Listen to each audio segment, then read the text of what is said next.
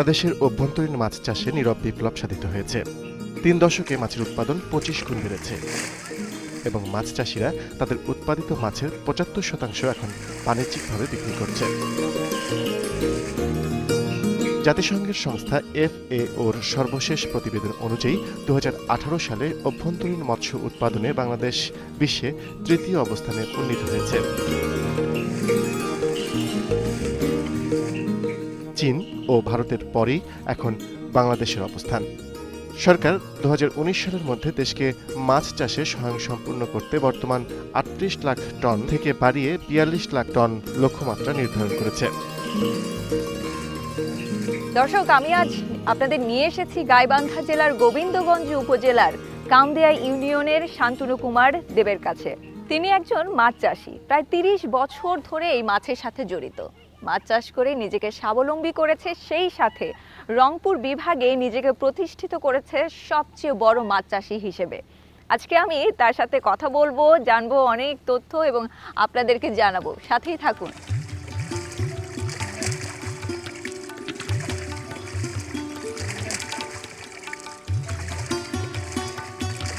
দেব দাদা, কেমন আছেন? নমস্কার, ভালো আছি।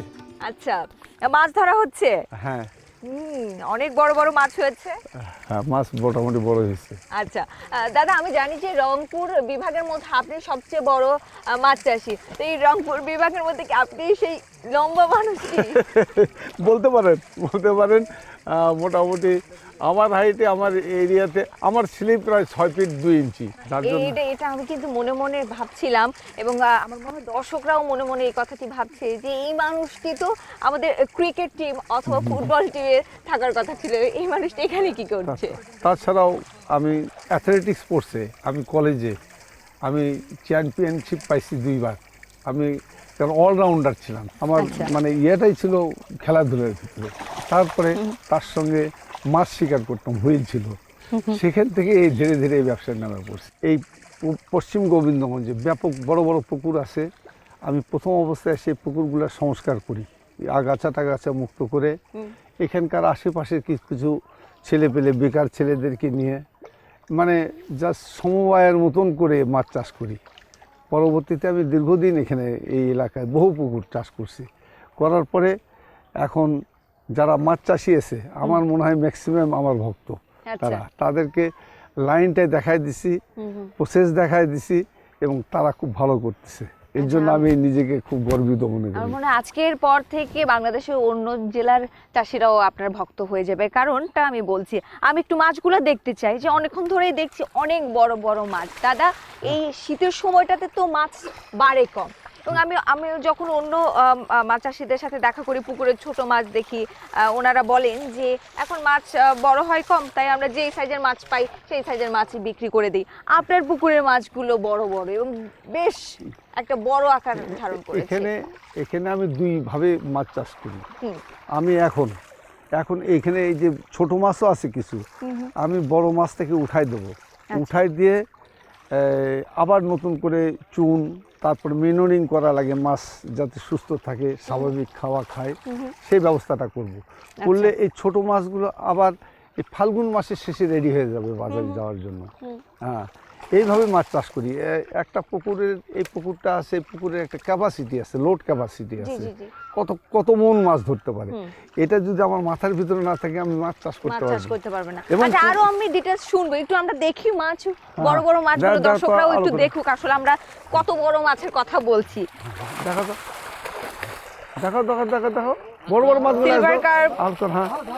কি মাছ আছে এখানে? সিলভার আছে, কাতল আছে, রুই আছে, মৃগেল আছে। আচ্ছা, হ্যাঁ, সব ধরনের মাছই আছে, পাঙ্গাস আছে। আমি মিশ্র মাছ চাষ করি, সব প্রজাতির মাছই দিই সব পুকুরে। হ্যাঁ, বেশিরভাগই সব প্রজাতির মাছই থাকে। আচ্ছা, এই যে ওনার হাতে যে মাছটা সিলভার কার্প, তাই তো? এটা ওজন কত হবে? 3.5 কেজি 4 কেজি, 3 থেকে 4 কেজি হবে। 4 কেজি। সবচেয়ে মানে কত বড় মাছ ওজনের আপনি বিক্রি করেছেন আপনার এই পুকুর থেকে? এই বছর আমি বিক্রি করিনি মাছ। এর আগে মাছ হয় কি, পুকুরে যখন লোড ক্যাপাসিটি হয়ে যায়, জি ঠিক যখন দেখলাম যে পুকুরটার ক্যাপাসিটি হয়ে গেছে, লোড ক্যাপাসিটি হয়ে গেছে, এর বেশি ধরবে না, তখনই মাছ বিক্রি করে দিই। বিক্রি করে দেন। এবং পরবর্তীতে একটু বেশি বিক্রি করলে তখন আবার বাহির থেকে আমার পুকুর আসে, সেখান থেকে আবার এনে ঢুকাই দিই। আচ্ছা। এই প্রসেসই চলতে থাকে। আচ্ছা দাদা, আমি পুকুর দেখছি আপনার বিশাল বড়, কতখানি জায়গা নিয়ে আপনি পুকুর তৈরি করেছেন? না, এটা তো 12 বিঘার মতন। 12 বিঘা? এই 12 পুকুরটা বিঘা। 12 বিঘা? 12 বিঘা। এরকম আরো তো আপনার আরো বহু পুকুর আছে, রয়েছে। হ্যাঁ। আচ্ছা, 13-14 টা। সেগুলো মানে কতখানি জায়গা নিয়ে?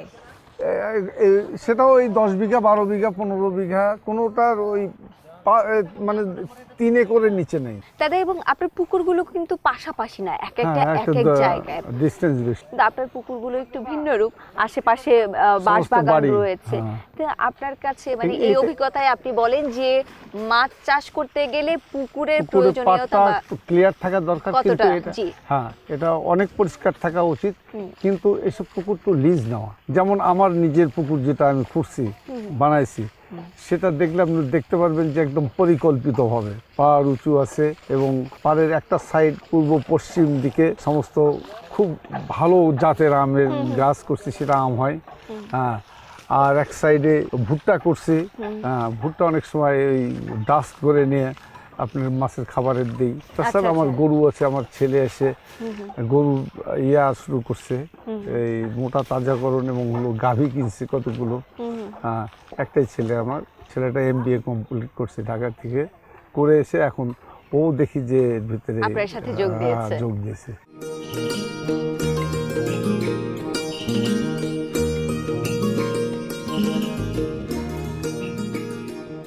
মাছ চাষের আগে মাছের খাবারের চাষ করতে হবে পুকুরের মধ্যে। পুকুরে। এই পুরো কথাটাই তো নতুন লাগছে আমার হ্যাঁ, কাছে। কারণ হচ্ছে কি, মাছ আমরা তো খাবার দিই, আর্টিফিশিয়াল খাবার থেকে দেই, যেটা দেই, কিন্তু পর্যাপ্ত পরিমাণে মাছের খাবার তৈরি হতে হবে। পুকুরে? যেমন হ্যাঁ, যেমন জু প্লান্টন আছে, ফাইটো প্লান্টন আছে। হ্যাঁ, আবার এই জু প্লান্টন, ফাইটো প্লান্টন আর একটা প্লান্টন কি খায়, সেটা এত ক্ষুদ্র যেটা মাইক্রোস্কোপেও হয়তো ঠিকভাবে আসে না। সেই রটিফেরা যেটাকে খেয়ে এরা বড় হয়, আর এদেরা যখন বড় হয় তখন মাছ খায়। এই যে কাতল মাছ আছে, সিলভার মাছ আছে, ফাইটো প্লান্টন যেটা থেকে হয় সবুজ অংশটা, সেটা এই সিলভার মাছ খায়। আর আপনার হলো জু প্লান্টন যেটা আছে, সেটা হলো কাতল এবং খাবে, কাতল বিঘেট। আচ্ছা। অন্যান্য বিভিন্ন ধরনের প্লান্টন আছে যেটা এখন পর্যন্ত হয়তো আমাদের মাথায় আসেনি, জানাই নেই। এই প্লান্টনগুলো তৈরি হবে কিভাবে? তৈরি হবে তার জন্য পুকুরটাকে মেনোরিং করে নিতে হবে বৈজ্ঞানিক পদ্ধতিতে। পুকুরে চুন দিতে হবে, চুন দিয়ে বিভিন্ন রকম জিওলাইট দেওয়া লাগবে, যে দেওয়ার পরে ওই পুকুরের পানিটা পরীক্ষা করতে হবে, এখানে পিএইচ কত আছে, হার্ডনেস কত, পুকুরের আপনার হলো এই গ্যাসটা আছে কিনা, এসব জেনে নিয়ে যদি গ্যাস থাকে, গ্যাস নির্মূল করার জন্য এমন বিভিন্ন ধরনের ওষুধ আছে, সেটা প্রয়োগ করতে হবে এবং মাঝে মাঝেই এটাকে পরীক্ষায় নিয়ে আসতে হবে। তখন আমি বুঝতে পারবো যে এটা আদর্শ পুকুর হয়েছে, মাছের থাকার এবং মাছ বসবাস করার, মাছকে বড় হওয়ার মতো একটা উপযুক্ত পুকুর হয়েছে। তখনই আমি এখানে মাছ প্লেস করব।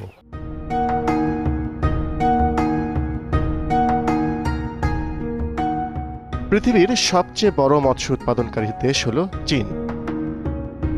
2013 সালে চীনের মোট মাছের উৎপাদন হয়েছিল 16.7 মিলিয়ন টন, যা সারা বিশ্বের মোট মাছ উৎপাদনের 1/3।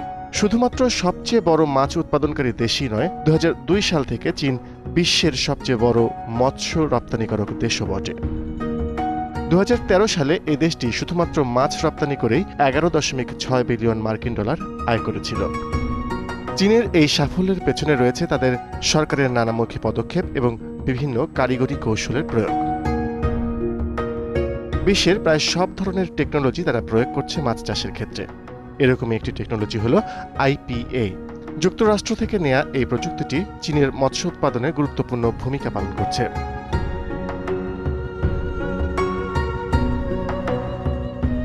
IPA টেকনোলজিতে একটি পুকুরে 3টি প্রকোষ্ঠ তৈরি করা হয়। এই প্রকোষ্ঠগুলোর দৈর্ঘ্যে হয় 22 মিটার এবং 2টি প্রকোষ্ঠের প্রস্থ নির্ধারণ করা হয় 5 মিটার আর বাকিটির প্রস্থ নির্ধারণ করা হয় 3 মিটার। এই 3টি প্রকোষ্ঠ থেকে বেরিয়ে আসা স্রোত বরাবর শেষ প্রান্তে 13 মিটার লম্বা এবং 3 মিটার প্রস্থের একটি স্থির অঞ্চল তৈরি করা হয়, যেখানে মাছের বিপাকীয় বর্জ্যগুলো এসে জমা হয় এবং সেখান থেকে তা সংগ্রহ করে অপসারণ করা হয়। এই প্রযুক্তিতে পানির গভীরতা নির্ধারিত থাকে 1.6 মিটার। প্রতিটি প্রকোষ্ঠের উপরের প্রবাহে একটি করে এয়ারলিফট হোয়াইট ওয়াটার ইউনিট তৈরি করা হয়, যাতে প্রচুর পরিমাণে দ্রবীভূত অক্সিজেন সহকারে পানির স্রোত তৈরি হতে পারে। বড় পুকুরটি একটি পরীক্ষা দ্বারা উপবিভাজিত করে দেওয়া হয়, যাতে করে পুরো পানির প্রবাহটি প্রকোষ্ঠগুলোর ভেতর দিয়ে প্রবাহিত হয়ে সমগ্র পুকুরে ছড়িয়ে পড়ে এবং আবারও প্রকোষ্ঠগুলোতে প্রবেশ করতে পারে। এভাবে মাছের বিপাকীয় বর্জ্য অপসারণের মাধ্যমে উৎপাদন অনেকাংশে বৃদ্ধি পায়। এরকম অনেক টেকনোলজি চীনে ব্যবহৃত হয় আন্তর্জাতিক পার্টনারশিপের মাধ্যমে। আমাদের দেশেও যদি এই ধরনের পার্টনারশিপের মাধ্যমে বিভিন্ন ধরনের প্রযুক্তির ব্যবহার বাড়ানো যায়, তাহলে রপ্তানিমুখী উৎপাদন বৃদ্ধির মাধ্যমে মৎস্য খাত হয়ে উঠতে পারে অপার সম্ভাবনার একটি ক্ষেত্র। দাদা, তাহলে এখন আপনি প্রতি বছরে প্রায় কত টাকা মাছ বিক্রি করেন? 2 কোটি 2.5 কোটি টাকার মতো হবে আর কি, এরকম হবে। বিশাল একটি অঙ্ক। আচ্ছা, বিনিয়োগটা কি ধরনের হওয়া উচিত বলে আপনার কাছে মনে হয়, বা কেউ যদি মাছ চাষ করতে চায় তাহলে তাকে কতটুকু কিছু আমার মনে হয় বেকার ছেলে যারা আছে, গভর্নমেন্ট এখন এই মৎস্য চাষের উপরে লোন দিচ্ছে, তারা একটু যোগাযোগ করে যদি কিছু এই আপনি ফাইন্যান্স যদি এরা যদি স্বল্প সুদের উপরে টাকা পায়, তাহলে এরা কিন্তু ঘুরে দাঁড়াতে পারবে, আমি নিশ্চিত। বাজারে এখন কোন খাবারটা ভালো, মাছের জন্য ভালো কোনটা? যেমন কাজী ফার্ম আছে আপনাদের, আরও বহু কোম্পানি, আর তাছাড়াও লোকালি বগুড়ার কিছু তরু ফিড আছে, বিভিন্ন ফিড আছে। দাদা, গরমের সময় কিন্তু সবকিছুই বেশি বেশি প্রয়োজন, খাবারও প্রয়োজন, সেই সাথে পরিচর্যাটাও। তো রোগবালাই তো হয়, সেই সম্পর্কে একটু বলেন। এখানে বিভিন্ন কোম্পানি আছে, আমরা যেমন এই পুকুরটাতেই দেখা গেল কিছু কিছু মাছের স্পট দেখা যাচ্ছিল, তা আমি এখানে চুন মারছি, একটা প্রপোর্শনে চুন মারতে হয়, সেই প্রপোর্শনে চুন মারছি, লবণ দিছি চুনের সাথে। হ্যাঁ, চুন দেওয়ার পরে লবণ দিছি। আচ্ছা। আর লবণ দেওয়ার পরে অ্যান্টিবায়োটিক একটা দিছি আমরা, যেটা ওই যে স্পট হয়েছিল। আচ্ছা, এই পুকুরে মাছ তো ছেড়ে দিল, কিন্তু বাজারে তো যাচ্ছে আজকে মাছ। হ্যাঁ, মাছ যাচ্ছে। সেটা আমার ওই গোবিন্দগঞ্জ মতিঝিল একটা জলকর আছে, প্রায় 28-30 বিঘা, ওখান থেকে যাচ্ছে। চলেন ওখানে যে আমরা শেষ করব। জি, চলুন।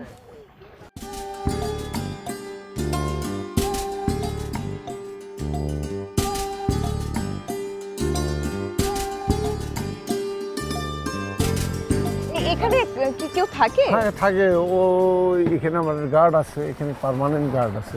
আচ্ছা, মাছ পুকুর থেকে ধরা হচ্ছে আর বাজারে চলে যাচ্ছে, মাপা হচ্ছে না? না, মাপা ওখানে আমাদের লোক আছে, আমার নিজস্ব আড়তে লোক আছে, আমার নিজস্ব লোক, তারাই মাপা দিচ্ছে, বিক্রি করতেছে। আচ্ছা আচ্ছা, আজকে এটা কি শুরু মাছ বাজারে যাচ্ছে? হ্যাঁ, না, এটা ভোর রাত 4টার সময় গেছে এক ট্রিপ, আর এখন এক ট্রিপ, আগেও 2 গাড়ি গেছে, এখন 2 গাড়ি। বাহ, সকালবেলা আমি মানে রাত 4টা থেকে শুরু হয়ে যায়। হ্যাঁ, কর্মকাণ্ড খুবই ভালো। আচ্ছা দাদা, এই যদি এখন বাজারের অবস্থা সম্পর্কে আপনার কাছে জানতে চাই। বাজারে অবস্থা এখানে তো আমাদের এই মাছের ব্যবসাটা বিশেষ করে এটা নির্ভর করে আমদানির উপর। এখানে আমাদের তো সংরক্ষণের কোনো জায়গা নাই, যে মাছটা আমার বিক্রি হলো না, আমি গিয়ে রাখে দিলাম, এটা কালকে বেচবো, তাহলে আরও বাজার পড়ে যাবে। আর সবচেয়ে সমস্যা হলো, তাও আমরা একটু সুবিধা পাইছি এখানে বাজার, আর যারা দূর থেকে আনে তাদের আরও বেশি সমস্যা। হ্যাঁ, বাজার যেহেতু খুব দূরে না, কাছেই রয়েছে, তার মানে এই যে মাছটা যে পরিবহনে করে নিয়ে যাচ্ছেন, এখানে কি শুধুই পানি, নাকি মাছটা ভালো রাখার জন্য আপনি কিছু ব্যবহার করছেন? বাসা থাকলে দাম বেশি হবে, আর মরা মাছ গেলে মনে করবে যে কখন মারছে না মারছে, এটা খুব তাড়াতাড়ি লুফে নেবে। বাজারে সবার আগে এই মাছটা বিক্রি হবে, মাছ মরবে। হ্যাঁ, যে আমি জিন্দা মাছ কিনছি, যার জন্য প্রতি কেজিতে মিনিমাম 20 টাকা বেশি পাবো বাজারের চেয়ে, 300-400 টাকা। যেটা বলছিলাম যে এই যে মাছটাকে সুস্থ রাখার জন্য, যাতে বেঁচে থাকে, তার জন্য কিছু অক্সিজেন দিয়ে দিই, অক্সিজেন ট্যাবলেট আছে, সামান্য দিয়ে দিই। তাছাড়া তো ওভারলোড থাকে ঠিকভাবে, খালি আমরা চাই যে খালি বাজার পর্যন্ত বাঁচা থাকবে। নাচানাচি করি, তারপরে তো নিয়ে যায় কাটে টাটে নিয়ে যাবে বাড়ি। না, এখন মাছ চাষে প্রত্যেকটা মৎস্য চাষি কিন্তু চায় যে তার ভালো মাছটি পৌঁছে দেওয়ার জন্য, এবং এই যে সবার মাছই কিন্তু এখন আমরা বাজারে কিনতে পাই একদম জ্যান্ত মাছ যেটাকে বলে, হ্যাঁ, লাফালাফি করছে এরকম মাছ দেখতে পাই, যার ফলে আবার অনেকে ভাবে যে এইটা বেঁচে আছে কতদিন ধরে, এই যে ফরমালিন দিচ্ছে কিনা বা মানে এরকম বিষয়গুলো আছে কিনা। না না, মাছ যেটা ফরমালিন দেয়, যেটা আমার যেটা বিশ্বাস, যেটা আগে ইন্ডিয়া থেকে আসতো, সেই মাছটা দীর্ঘদিন হয়তো কলকাতা পোর্টে এসে পড়ে থাকছে, ওই ইয়ে থেকে আপনার অন্ধ্রপ্রদেশ থেকে আসছে, কলকাতায় এসে থাকছে, তারপর বাংলাদেশে বর্ডার দিয়ে ঢুকছে, তখন ওই মাছটা যাতে ডিকম্পোজ না হয়, যার জন্য ওই ব্যবস্থা তারা করছে, যেটা মানুষের শরীরের জন্য অত্যন্ত খারাপ। আর আমাদের মাছ এখানকার এটা অত্যন্ত, আমি মনে হয়, আমার তো বিশ্বাস, যেটা মানে স্বাস্থ্যসম্মত উপায়ে তৈরি করা হয়েছে, কোনো আজে বাজে জিনিস দেওয়া খাওয়ানো। অনেক সময় দেখা যায় যে অনেক ব্যবসায়ী 4টা পয়সায় বেশি লাভের জন্য তারা লিটার টিটার ইউজ করে, মুরগির বিষ্টা টিস্টা ইউজ করে, কিন্তু আমার এখানে আমার এই দিক দিয়ে একটা সুনাম আছে যে শান্তু দাদার মাছ, যেটা সবার আগে আমার মাছ বিক্রি হয়। এই শুধু এখানে নয়, রংপুর বাজার, দিনাজপুর বাজারে আমার নাম করেও মনে করেন যে খারাপ মাছও বিক্রি করে আসে অনেক সময়। আপনারা তো যেহেতু বিভিন্ন সময় কিন্তু আপনারা পার করেন, দেখা যায় যে এই মাছের দাম কমে যাচ্ছে, খাবারের দাম বেড়ে যাচ্ছে, এরকম নানান সমস্যা। এই যে লাস্ট 2 মাসের হিসেবটা যদি একটু জানতে চাই, বা আজকের সময়টা যদি একটু জানতে চাই, বা আগামী আপনাদের একটা থাকে যে আগে থেকে বুঝতে পারেন কিন্তু 2-3 মাস ভালো যাবে, তো এই সময়টা যদি জানতে চাই কেমন অবস্থা রয়েছে এখন বর্তমানে যে অবস্থাটার কথা বলছি, আপনার কিছুদিন আগেও, বুঝলেন, কিছুদিন আগেও বাজারটা খুব একটা ভালো ছিল না। তা আমরা চাই, বা আপনাদের মাধ্যমে আমি আমাদের যেনারা এই মৎস্য বিভাগে আছেন তাদের কাছে আমি অনুরোধ করব, সব চাষিদেরকে যদি গভর্নমেন্ট সাপোর্ট করে, তাদের সহযোগিতা করে, ব্যাংক ফাইন্যান্স করে, একটা ইয়ারেটের কিনতে 60-70 হাজার টাকা লাগে। দেখা যাচ্ছে 1 একর একটা পুকুরের জন্য একটা ইয়ারেটার, সেই ইয়ারেটারের যে ফাংশন, সেটা 1 বিঘাতে যদি নর্মাল কোর্সে যদি 50 মণ 60 মণ মাছ তৈরি হয়, 50 মণ তৈরি হয় 1 একরে, একটা ইয়ারেটার লাগালে 100 মণের উপরে বিক্রি হবে, 100 মণ মাছ ওখান থেকে পয়দা করা সম্ভব, যেটা আমাদের দেশের জন্য, আমাদের প্রোটিনের চাহিদার জন্য, সেটা যেটা অভাবনীয় একটা উন্নতির দিকে চলে যাবে। দাদা অনেক ধন্যবাদ। অনেক কিছু আমার মনে হয় যে দর্শকরা আজকে জানতে পারলো, এবং অনেক যারা মাছ চাষি রয়েছে তারা অনেক কিছু জানতে পারলো। ধন্যবাদ, ভালো থাকুন, আবার দেখা হবে ইনশাল্লাহ। আপনাদের ধন্যবাদ, দীপ্ত টিভিকে আমার ধন্যবাদ, সবাইকে সালাম। আচ্ছা, কৃষি বিষয়ে যে কোনো তথ্য জানতে ও জানাতে লিখতে পারেন এই ঠিকানায়। দীপ্ত কৃষি, প্লট 7/A/গ, তেজগাঁও শিল্প এলাকা, ঢাকা 1208। আপনারা চাইলে ইমেল করতে পারেন krishi@dipto.tv এই ঠিকানায়, অথবা ফোন করতে পারেন 0178-768-2832 নম্বরে। শুক্রবার ছাড়া প্রতিদিন সকাল 9টা থেকে বিকেল 5টা পর্যন্ত। দর্শক, এখন সবাই আধুনিক পদ্ধতিতে মাছ চাষ করছেন, তবে এদের মধ্যে কেউ কেউ সনাতন পদ্ধতিতে এখনো রয়েছেন। তবে আজকে দীপদাদা মনে করছেন যে আধুনিক পদ্ধতিতে চাষাবাদ করলে চাষিরা আরও বেশি লাভবান হবেন। তবে এই বিষয়ে জানতে হলে আপনাদের অবশ্যই প্রতিটি জেলাতেই মৎস্য কর্মকর্তা রয়েছেন, তাদের সাথে যোগাযোগ করবেন। যখনই আপনারা মাছ চাষে এগিয়ে আসবেন, কিভাবে পুকুর তৈরি করতে হবে, আপনার পুকুর অনুযায়ী কী ধরনের মাছ চাষ করতে হবে, সেই সমস্ত তথ্যগুলো আপনারা তাদের কাছে জানতে পারবেন। এই ছিল আমাদের আজকের অনুষ্ঠান। বিদায় নিচ্ছি, আবার দেখা হবে অন্য কোথাও। সবাই ভালো থাকুন, অনেক ভালো থাকুন। খোদা হাফেজ।